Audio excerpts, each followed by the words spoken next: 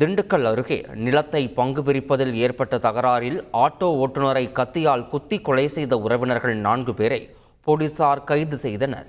வேடச்சந்தூர் அருகே உள்ள தீத்தா கவுண்டன்பட்டியைச் சேர்ந்த கருப்புசாமி என்ற ஆட்டோ ஓட்டுநருக்கு அதே பகுதியில் 1 ஏக்கர் 5 சென்ட் நிலம் உள்ளது.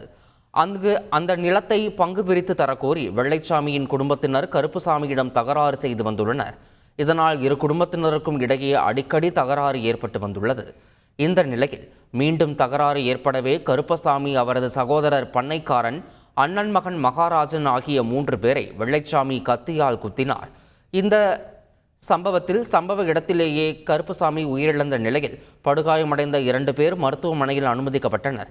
இந்த சம்பவம் தொடர்பாக வழக்கு பதிவு செய்த போலீசார் வெள்ளைச்சாமி, அவரது மனைவி தங்கம் மற்றும் மகன்கள் முனியப்பன், பார்த்தசாரதி ஆகிய 4 பேரை கைது செய்து விசாரணை நடத்தி வருகின்றனர். திண்டுக்கல் மாவட்டம் வேடச்சந்தூரில் அரசு பள்ளி சத்துணவு பெண் ஊழியரை கட்டையால் தாக்கி கொலை செய்த சம்பவத்தில் மகளின் கள்ளக்காதலனை போலீசார் கைது செய்தனர். காமராஜ் நகரைச் சேர்ந்த சத்துணவு ஊழியர் நாகராணி என்பவர் தனது வீட்டின் பின்புறம் உள்ள இரத்த காயங்களுடன் சடலமாக கிடந்தார். தகவலின் பேரில் வந்த போலீசார் உடலை கைப்பற்றி பிரேத பரிசோதனைக்கு அனுப்பி வைத்தனர். இது தொடர்பாக விசாரணையை மேற்கொண்டதில் கொலை செய்யப்பட்ட நாகராணியின் மகள் மாசிலா மணியும் முருகேசனும் தகாத உறவில் இருந்து வந்ததாக கூறப்படுகிறது. அதனைத் தொடர்ந்து முருகேசனை மடக்கி பிடித்து போலீசார் விசாரணை நடத்தினர்.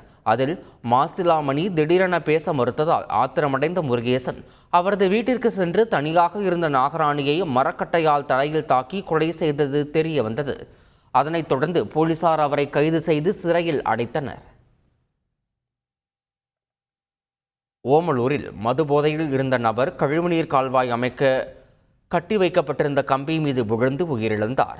சேலம் மாவட்டம் பனங்காடு கிராமத்தைச் சேர்ந்தவர் மாதையன். இவர் ஓமலூரில் மது அருந்திவிட்டு கால்நடை மருத்துவமனை அருகே கால்வாய் மேட்டின் மீது போதையில் படுத்து உறங்கியதாக தெரிகிறது. அப்போது தூக்கத்தில் கால்வாய் பள்ளத்தில் விழுந்த அவர் அதில் இருந்த கம்பிகள் குத்தியதில் உயிரிழந்தார். இந்நிலையில் அவரது குடும்பத்தினர் காவல் நிலையத்தில் புகார் மனுவை அளித்துள்ளனர். அதில் 3 மாதங்களுக்கு முன்பு அமைக்கப்பட்ட கழிவுநீர் கால்வாயில் இருந்த கம்பிகள் அகற்றப்படாமல் ஆபத்தான முறையில் இருந்ததால் மாதையன் உயிரிழந்திருப்பதாக குறிப்பிட்டுள்ளனர். எனவே சாலை ஒப்பந்த நிறுவனத்தின் மீது நடவடிக்கை எடுக்க வேண்டும் என அவர்கள் கோரிக்கை விடுத்துள்ளனர். செய்திகளை உடனுக்குடன் தெரிந்து கொள்ள உடனே சப்ஸ்கிரைப் பண்ணுங்க.